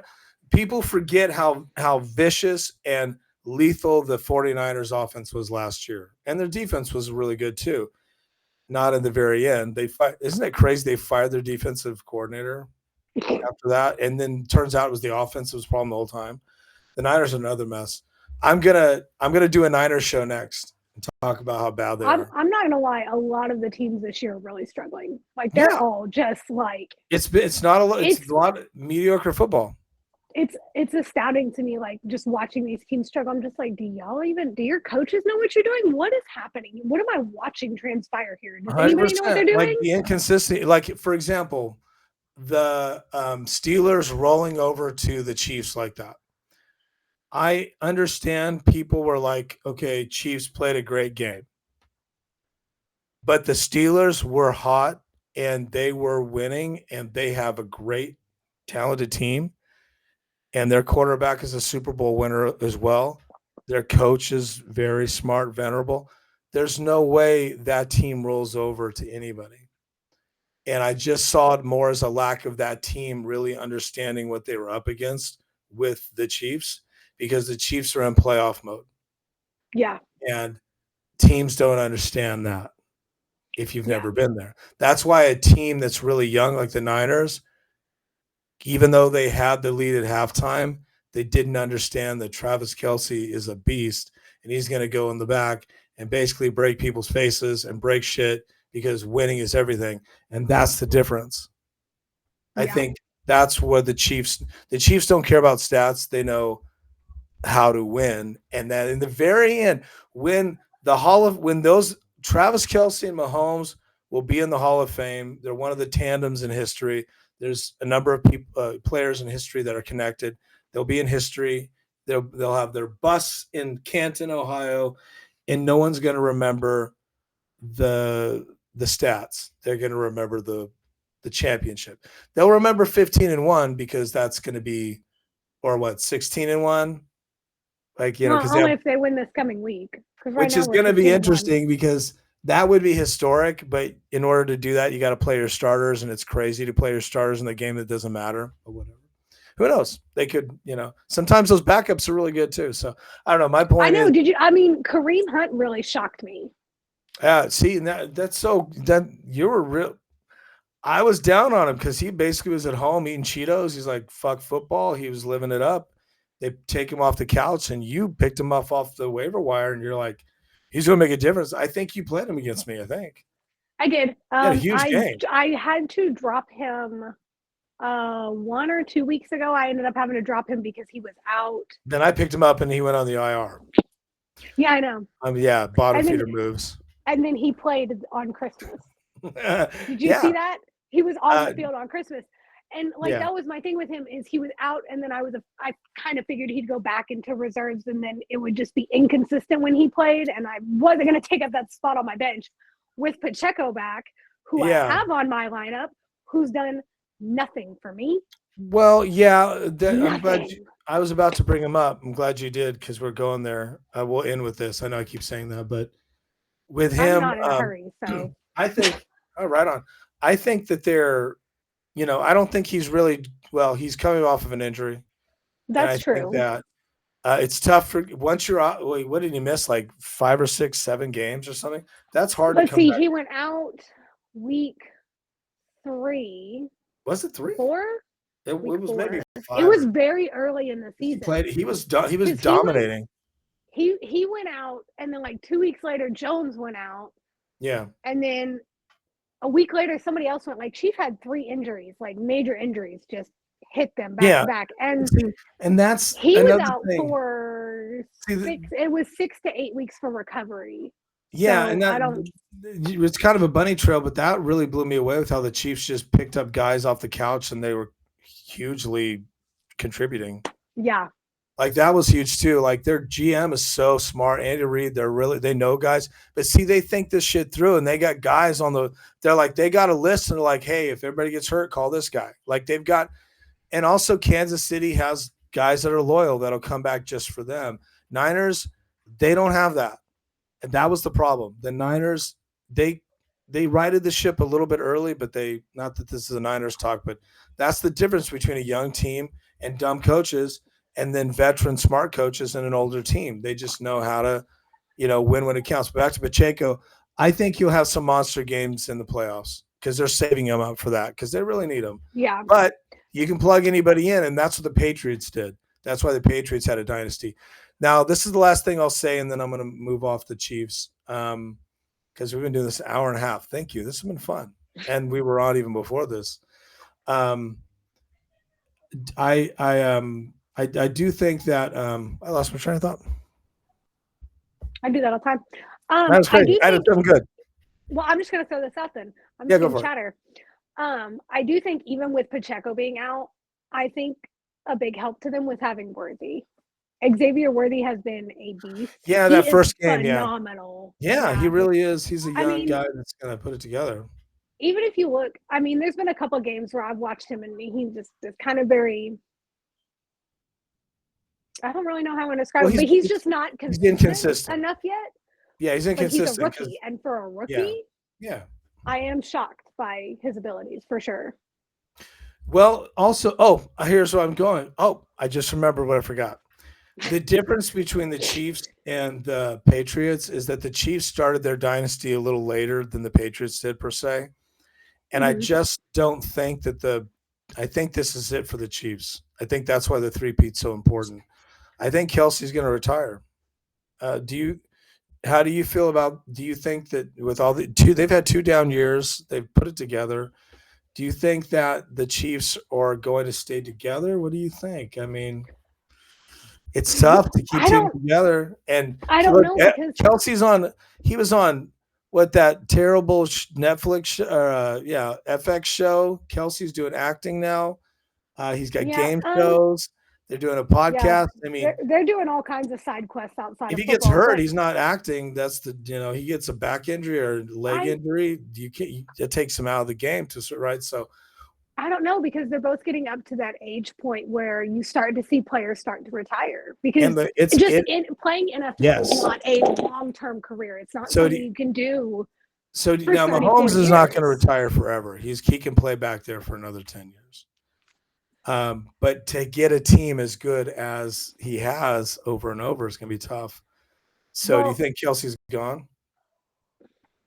I think he's going to come back one more time. I think it could go either way. And I really think it's going to depend on where everything outside of football in his life goes.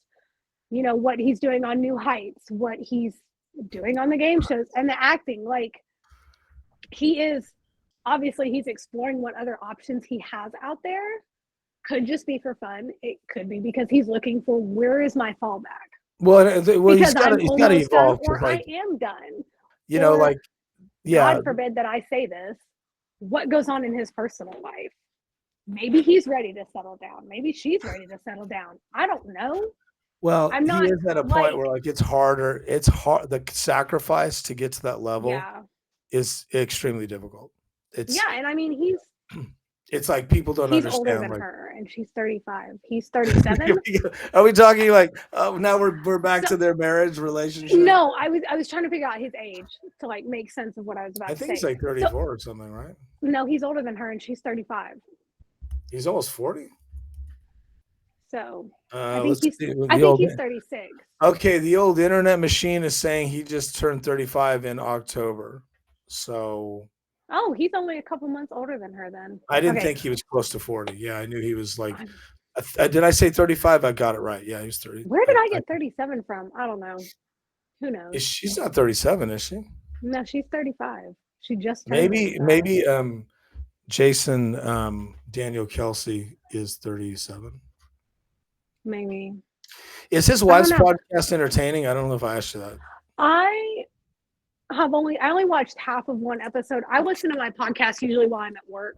So like it's no fault of hers that I didn't finish the podcast. And she's only got 2 episodes out. Were you into it? What do they talk about? What does she talk about? She just life. She just talks. Yesterday we did laundry, that kind of thing. And then Jason came out. No, I mean let me tell you a dad joke. Is that how that went? She has a little bit that she does about like Kylie being places she has no business being, and like all these cool things that she gets to do. She does talk about her family and the kids, and so it's a mom centric talk. Yeah, kind of, yeah. Does that, so when you listen to rich people do all these things with their kids, does it make you, how do you feel about that? Good for them. Because to me, I'm like, money to do it. No, I'm a little, I'm jaded. Jealous. I'm like, really? But the cards were not stacked in my favor for that. So like, I'm not going to hate on you for getting to do the things I wish I could do. Good for you. Go do it. Enjoy it. But I don't need to hear how you're at Fashion Week in Paris when you have no business being there. What just happened? Where did you go?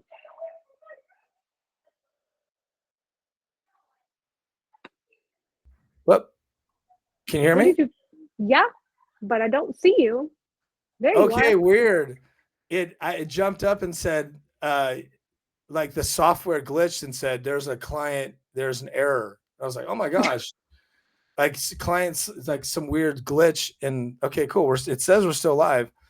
That's dope. Anyway, when it comes to people that are rich and famous, I'm not jealous, but I'm like, really?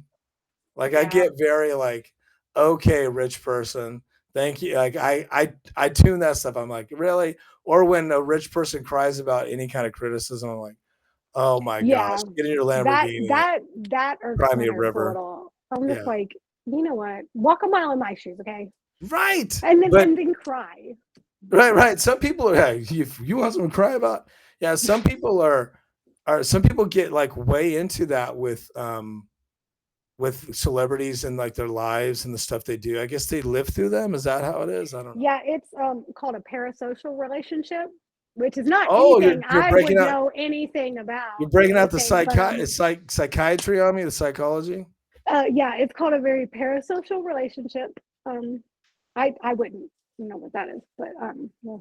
What is that? You can't drop that word on me. I don't again. What is that? So it's basically when you do live vicariously through them, but also you become to feel entitled to know about the inner workings of their life and what they're doing, and like you have some right to have any kind of opinion or say about how they live their life or what they're doing or anything like that.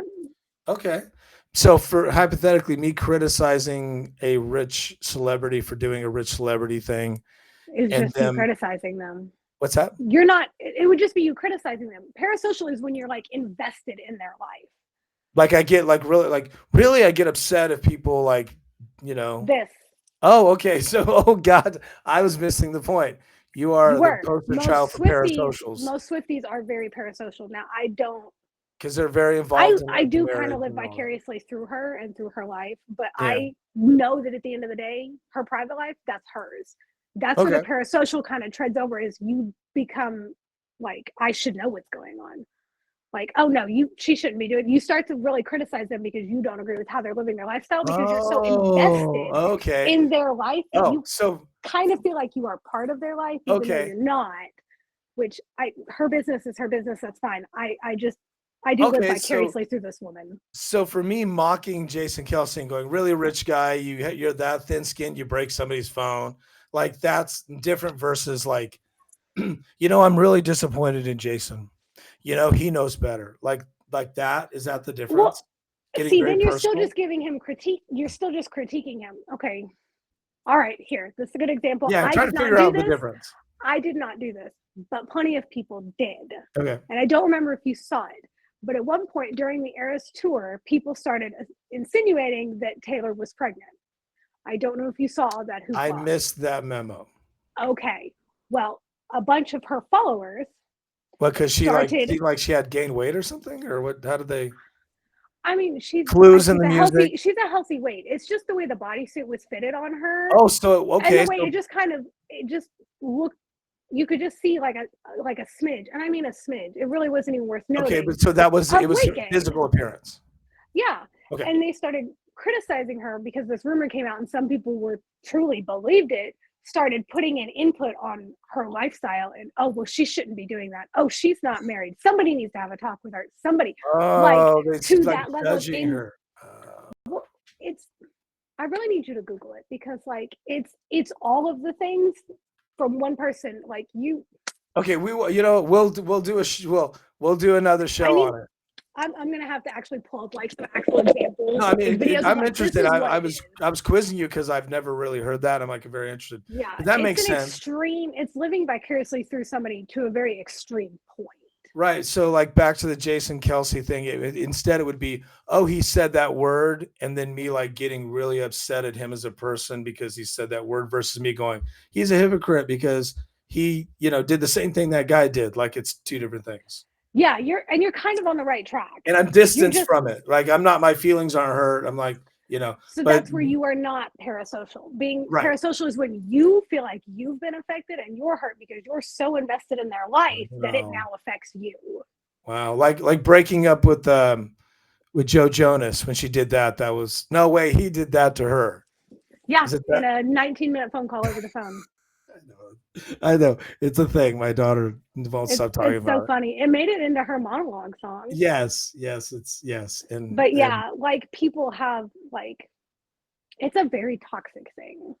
And I'm obsessed, but I love the music. I don't. Are you getting the irony that you're talking about being way too invested in a celebrity when you have a shrine behind you? Yeah, I know. This is why this is the best use of my time ever.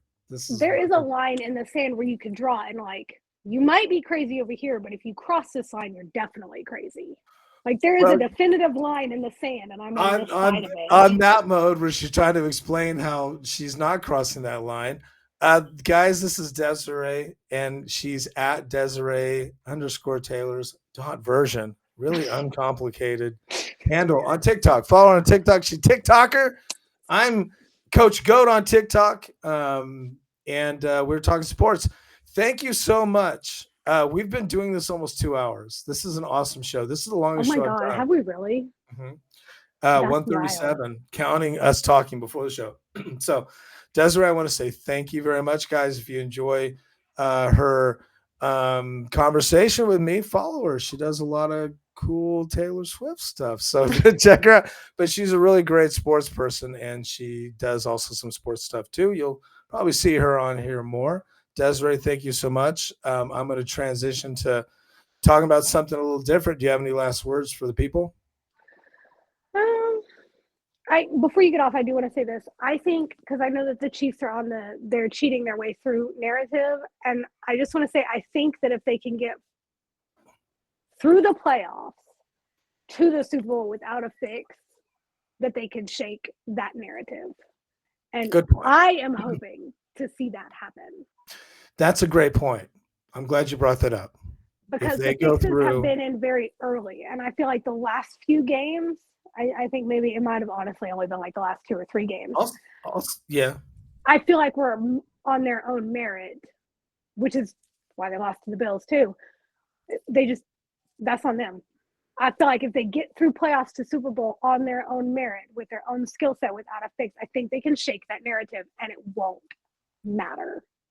I agree. And I think at that point, I could overlook the start of the season and the fact that we got to the Super Bowl because we will have gotten there at that point. We mostly on our own merit because we survived playoffs without any help. Well, I agree. Everyone else will agree with that too, because I do think if they get through the playoffs and there's no controversy or flags and they get into the Super Bowl, I will not talk about it. I commit to you and the Chiefs fans. If we get through the playoffs and there isn't a cheat, I will not even bring it up because then it's all about, hey, let's play a Super Bowl. Let's put them to the test. Because if they lose, that will probably be worse than winning. Because then everybody will pile on and say, see, they're a fraud, a fake team, blah, blah, blah. If they get blown out in the Super Bowl, which used to happen in the old days, it could happen. Terrible. I don't see that happening, but you never know. So I mean, they will have to go through the Bills last year without a fix. So what's that? They won last year without a fix. I mean, that was partially because 49ers didn't know what they were doing.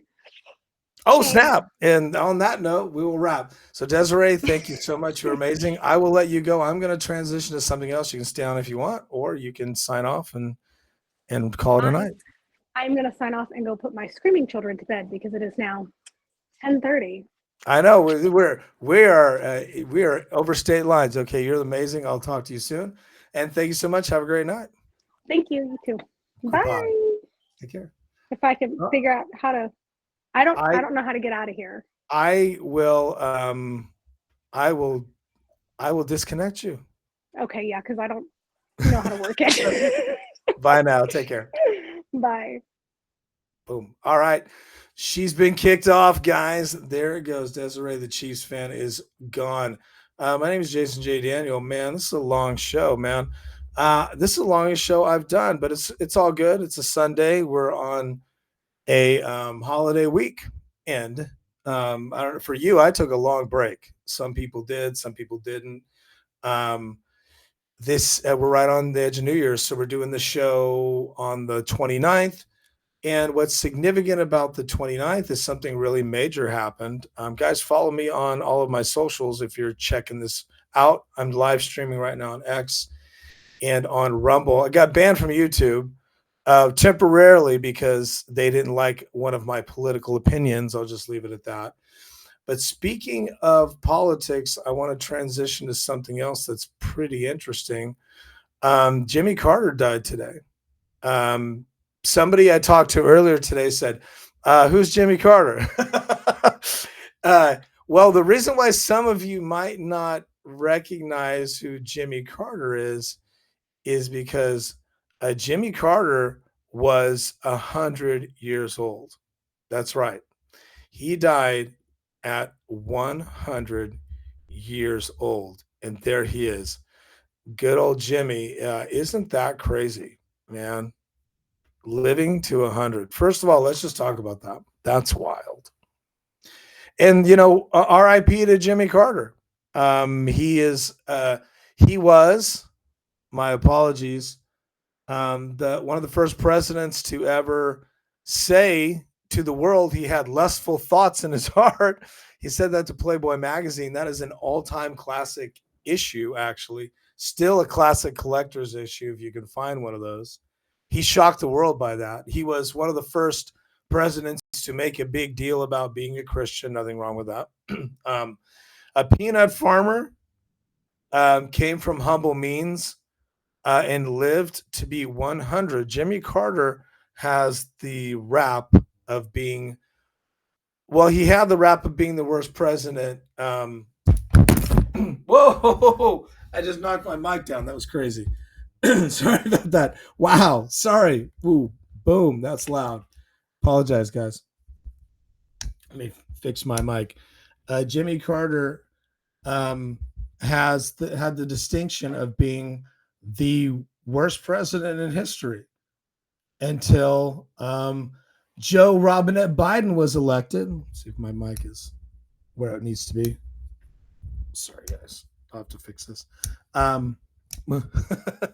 Until Joe Robinette Biden was elected, and he is now known as the worst president in American history. And whether you agree with that or not, it's a thing.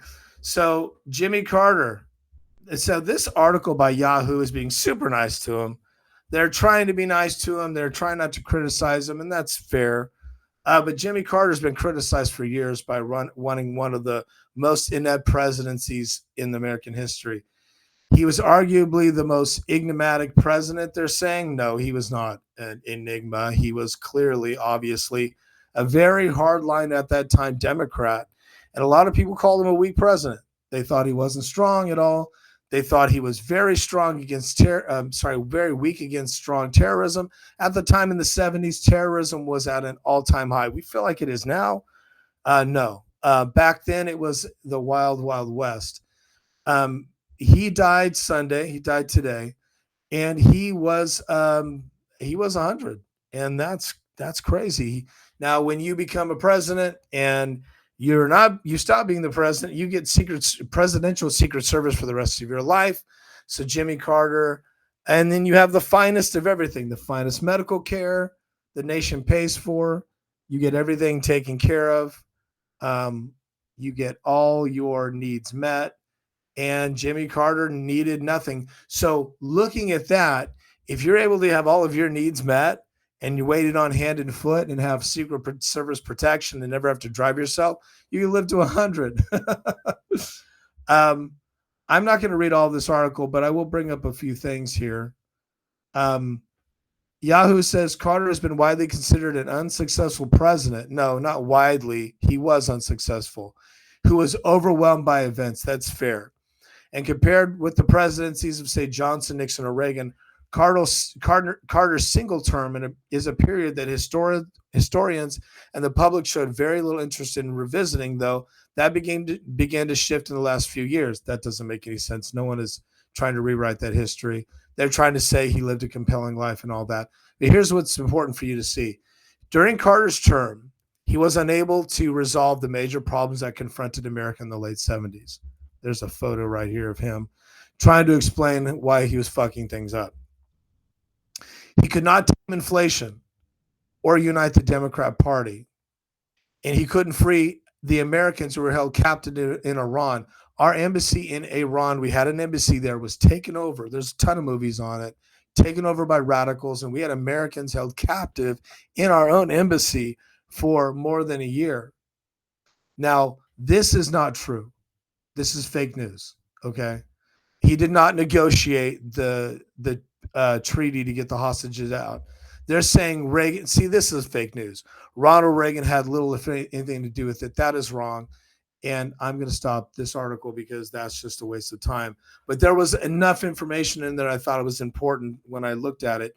Reagan got the hostages out by he did what Trump's pretty much doing, getting elected, and then right away, the Iranians knew that Reagan was going to do whatever it took to get those guys and gals out. 52 hostages sat there for a year.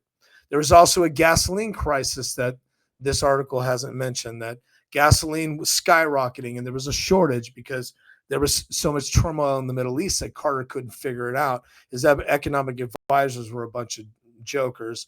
And because of that, there were people in line for hours with their cars to get gasoline. We think we have a gas crisis. We've seen nothing like that. And Carter was the worst president ever until now. A lot of people say Joe Biden is the worst president ever. But and I'm not trying to bring that up and to compare. I just want to talk about the legacy of Carter. But if you go back and look at that article, it talks about a lot of things that are familiar. Inflation, hostages. There are American hostages being held by the Palestinians. It is preposterous to me that America hasn't gone in guns a-blazing to get those hostages out. I don't know what's going on with that. What's going on?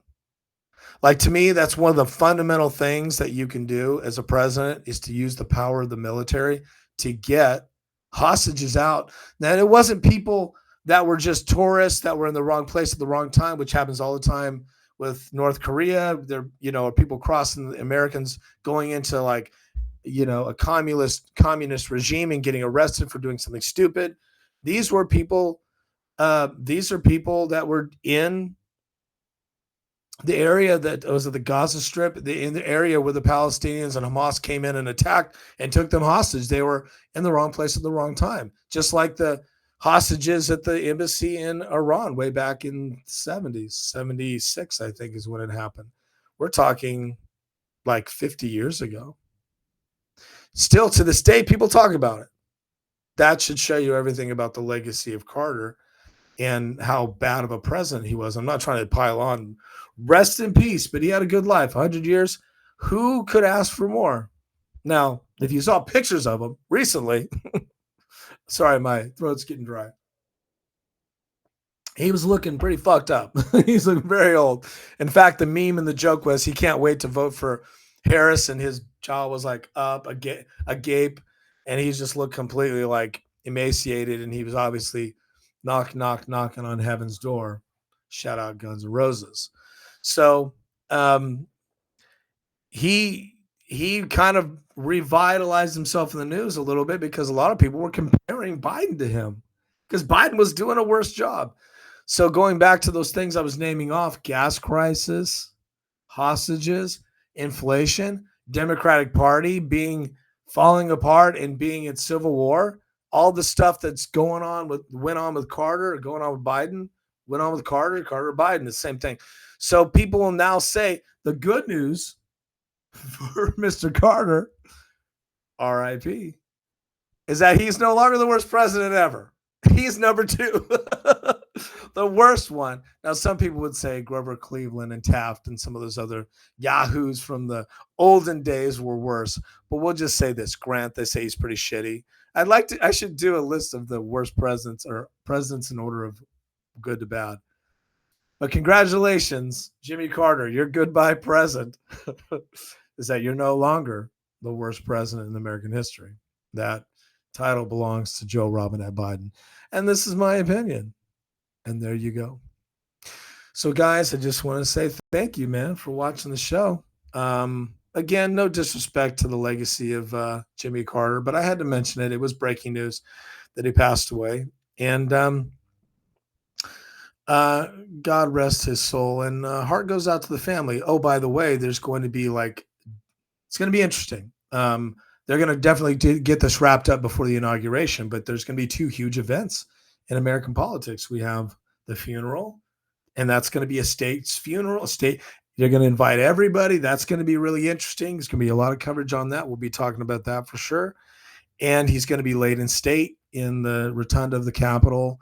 And there's going to be a lot of ceremonies. I think it's a 3-day thing when a president passes away for, under circumstances like this, passing away of natural causes, which is, obviously preferred, right? So we've got that. And so, yeah, and then we have the inauguration, obviously, as you know. So there you go. So guys, thank you so much. I'm going to sign off. It's been a really great night. It's been a lot of fun. I would like to definitely remind you that I have, go check me out on Facebook, Jason J. Daniel. Facebook, The Jason J. Daniel Show. Join the show Facebook page. Also, please follow me on IG, Snap, Rumble, YouTube. I was temporarily shadow banned and banned on YouTube from streaming because of one of my political opinions. They misunderstood it. It was reviewed. It was replaced back. The show was replaced. They did deplatform me, but show 113, but they put it back because they understood what I was doing. I was just telling a news story. I wasn't trying to be controversial, and they pulled me. I showed a clip that they thought was too violent, not on purpose. It was just to get the word out. So, but anyway, other than that, appreciate that. I want to say thanks to Desiree. She was a lot of fun and a really good conversation. We talked a long time. So I hope you guys appreciate that. And if you're interested, again, follow Desiree. Here you go. You can snap this and you can follow her on the old TikTok machine. Take care, guys. Oh, yeah, I am real Jason J. Daniel on TikTok if you care. I am the Coach Goat as well on TikTok. And that being said, you guys have a great night, and I'm going to sign off. I would like to also remind you that this show is produced by Hollywood Zombie Productions. And you have a good one tonight. Thanks, guys.